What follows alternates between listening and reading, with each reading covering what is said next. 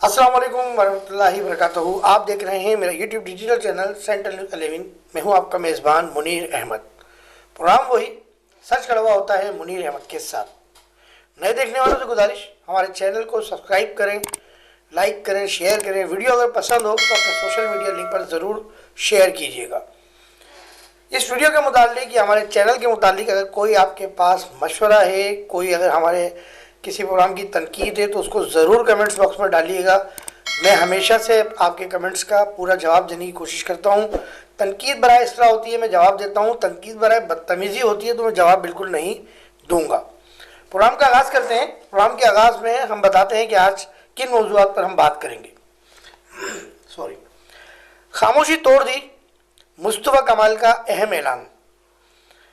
अब तो यूट्यूबर भी थक गए बानी एमकेएम के मामले पर। कौन करेगा यूथ कन्वेंशन की आड़ में तलबा और तालबात से हमदर्दी। बानी एमकेएम ने पार्टी का डिसिप्लिन किस पॉलिसी के तहत बनाया था? क्या यही वजह थी जो नारा लगा था, जो कायद का गद्दार है वो मौत का हकदार है। आफाक अहमद की नियत पर शक ना किया जाए, महाजिरों की तहरीक सिर्फ आफाक अहमद के हाथ में है।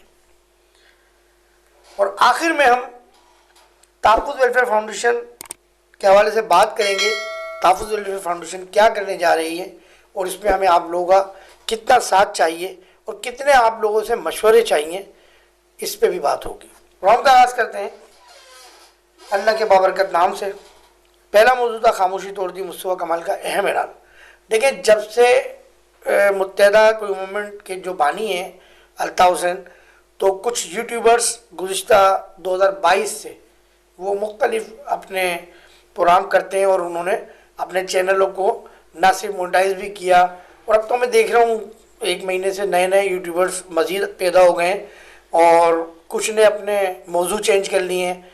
तो अब जो है इस हवाले से जो बात थी कि एमकेएम पाकिस्तान का क्या होगा, अफवाहें थी कि खालिद मकबूल सिद्दीकी साहब ने कुछ राब्ते किए हैं एमकेएम के बानी से, या डॉक्टर इशरत लिबास जो साहब का गवर्नर सिंध थे उनकी भी, क्योंकि तहरीक जो है वो इस वक्त काम कर रही है। मुस्तफ़ा कमाल साहब के हवाले से कोई गुफ्तगू नहीं थी, मुस्तफ़ा कमाल साहब खामोश थे। तो आज एक निजी टीवी चैनल पर मुस्तफ़ा कमाल साहब ने अपने इंटरव्यू में बाकायदा बड़ी वजाहत के साथ खामोशी तोड़ी और उन्होंने कहा कि मैं एमकेएम को छोड़ के नहीं जा रहा, हम सारी कश्तियां जला कर आए हैं। और ये बात मैंने भी कही थी आज से 2-3 ब्लॉग पहले कि एमकेएम पाकिस्तान के जो मुस्तफ़ा कमाल हैं या अनीस कायम खानी है, उनको किसी सियासत की ज़रूरत नहीं है। क्योंकि जब मुस्तफ़ा कमाल साहब जहाँ से सियासत को बाय बाय के गए थे, एमकेएम को छोड़ कर गए थे, तो वो उस वक्त सेनेटर थे और उनको दुबई में एक अच्छी जॉब मिली और वो बहुत अच्छा अपना किचन का सेटअप चला रहे थे। उनको सियासत का शौक़ भी नहीं था, लेकिन ज़ाहिर वो जिस समंदर से गए थे उस समंदर के बारे में उनको पता था कि इस समंदर में कितनी गंध है, इस समंदर में कितनी अच्छाइयाँ हैं। तो इसलिए वो महाजिर कास के लिए वापस आए और उन्होंने आके, अब मैं फिर बोलूँगा तो बात ये होगी कि मैं गलत कह रहा हूँ, लेकिन मैं नीचे कुछ तारीफ भी करूँगा, ये भी सुन लीजिएगा कि उन्होंने आके एमकेएम हकीकी के साहब चेयरमैन जो थे, वो अभी भी चेयरमैन है लेकिन उस वक्त एमकेएम हकीकी थी, अब हकीकी है खाली, वो माजिर कोई मोमेंट है। तो एमकेएम हकीकी जब बनी थी तो उस वक्त माजिरों की जो है वो बाकायदा गिरफ्तारियाँ होती थी, माजिरों की लाशें मिलती थी, लेकिन उस वक्त जो है आफाक अहमद साहब खामोश थे। तो मुस्तफ़ा कमाल साहब के आने के बाद ये हुआ कि जो लोग लापता थे, भले किसी के भी पास थे या भले वो इलाकों में नहीं थे, राब्तों में नहीं थे, वो लोग वापस आए। जो क्रिमिनल रिकॉर्ड जिनका नहीं था वो वापस आए, जिनका क्रिमिनल रिकॉर्ड था उनको अदालतों में पेश किया, वो अदालतों के ज़रिए बरी होकर अपने बीवी बच्चों, अपनी फैमिली के हमरा वापस आए। मैं इस बात पर मुस्तफ़ा कमाल की तारीफ़ करता हूँ कि उन्होंने अगर पीएसपी बनाई तो उन्होंने नौजवानों का दिफा किया।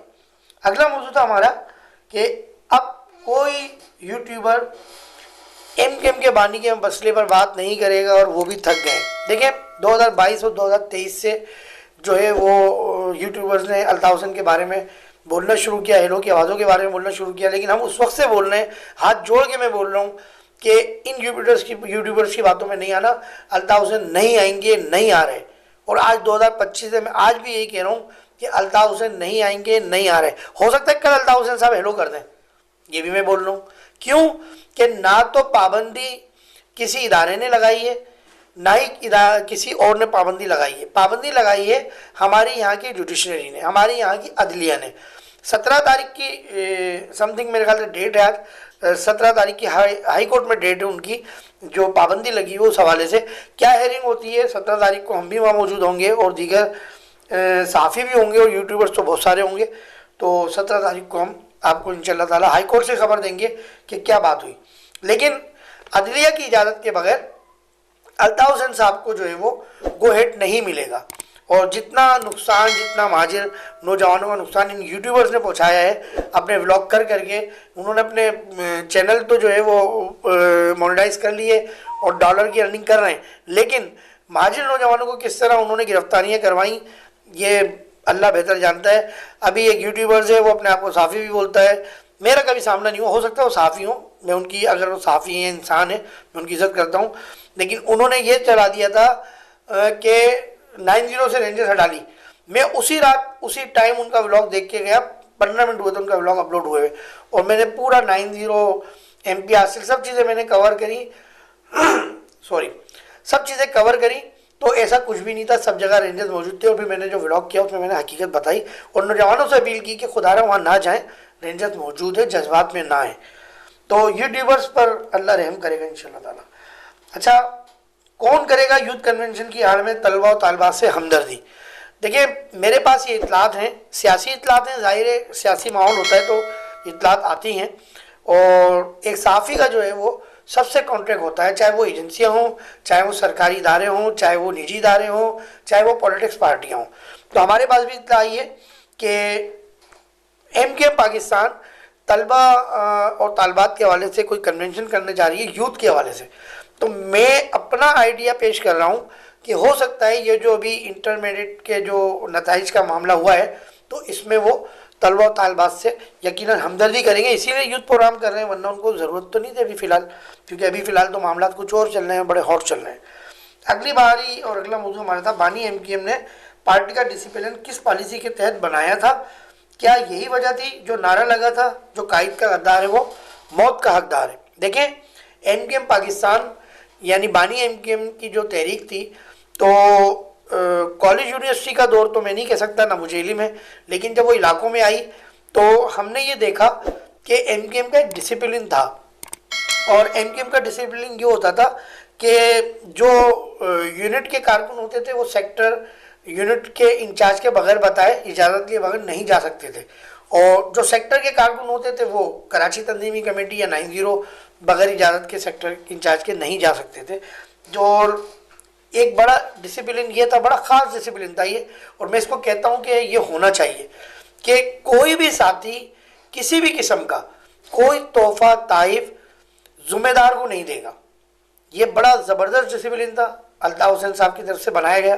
اور کوئی اگر ساتھی کسی ذمہ دار کو گفٹ دیتا تھا اور پتہ چل جاتا تھا تو وہ واپس کروایا جاتا تھا, اور یہ کہا جاتا تھا کہ یہ لالچ کی بنیاد پر دیا جا رہا ہے, اس لیے اس چیز پر بھی پابندی تھی. سیکنڈ یہ کہ MKM کا ایک اور ڈسپلن یہ تھا کہ جو بھی تحریک کا قائد تحریک کا ان کا جو بھی اعلان ہوتا تھا اس پر جو ہے وہ فوراً عمل درآمد کیا جاتا تھا. اور لفظ کیوں شامل نہیں تھا MKM کے اندر, جب بانی MKM تھے تو لفظ کیوں شامل نہیں تھا, جو آرڈر ہو گیا آپ نے اس کو فالو کرنا ہے.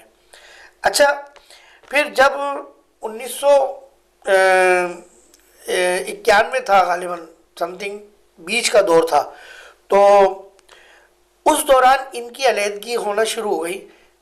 آفاق احمد صاحب کی لانڈی میں رہائش تھی, اور ان کے جو رفقا تھے کورنگی ملیل لانڈی کے, اور تو ان کی ایک ظاہر ان کا ایک مرج ہو گیا سارے ساتھیوں کے ساتھ جو جن کی سوچ ایک تھی. اسی طرح ڈسٹرکٹ سینٹرل میں عامر خان صاحب تھے, تو ان کے بھی کچھ اختلافات تھے, تو ان کو بٹھا دیا گیا تھا ان کو بٹھا دیا گیا تھا کہ بھائی ابھی آپ کام نہیں کریں اور آپ اپنے گھروں پہ بیٹھیں.